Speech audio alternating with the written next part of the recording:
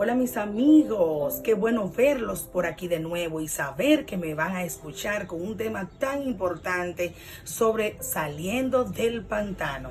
Cuando hablo saliendo del pantano me refiero a las emociones que muchas veces las llevamos a sentir lo que realmente es un pantano. ¿Y qué es un pantano?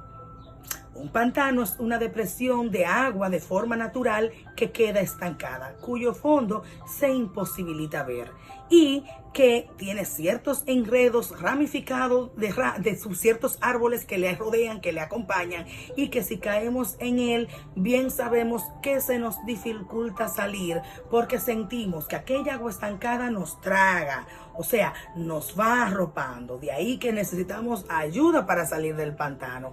Así son las emociones. ¿Qué son las emociones? Las emociones son un estado afectivo que todos experimentamos de manera subjetiva ante el ambiente en el que estamos viviendo y que nosotros debemos cuidarla muy bien para no caer en el pantano.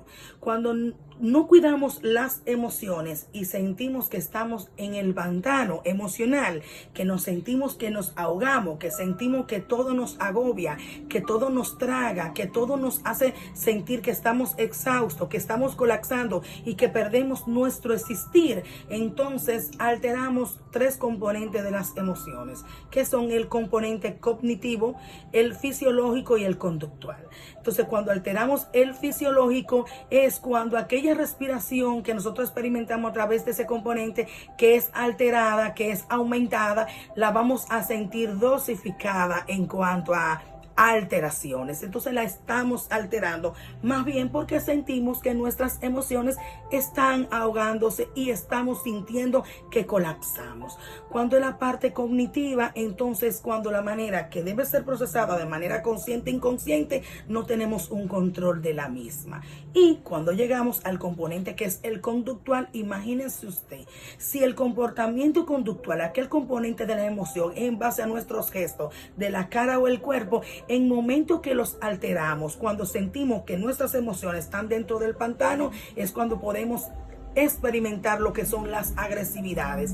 Y más que agredirnos a nosotros mismos, primero terminamos agrediendo al que nos acompaña.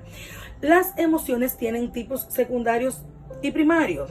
Y cuando son primarios, en ellas experimentamos lo que son los estímulos de la tristeza, de la felicidad, del asco, de lo que es como sorprendernos, pero sobre todo lo que es la ira. Todos aquellos procesos más bien constituyen lo que es una adaptación de nuestras emociones primarias. Cuando son las secundarias, entonces son las anteriores a esta, y es ahí cuando podemos experimentar lo que son los enfados, lo que son las amenazas, lo que son como dependiendo de qué vivir del de los demás. Pero lo bueno de esto es que existen emociones positivas y negativas que nosotros debemos saber manejar. Cuando son positivas son aquellas que nos dan el bienestar propio. Y cuando son negativas, ya lo dije, pues se supone todo lo contrario. Es cuando nosotros nos agredemos nosotros mismos emocionalmente. Cuando manejamos nuestras emociones, sintiendo que estamos dentro de aquel pantano emocional, es cuando entonces ponemos en práctica lo que son las emociones negativas. ¿Por qué?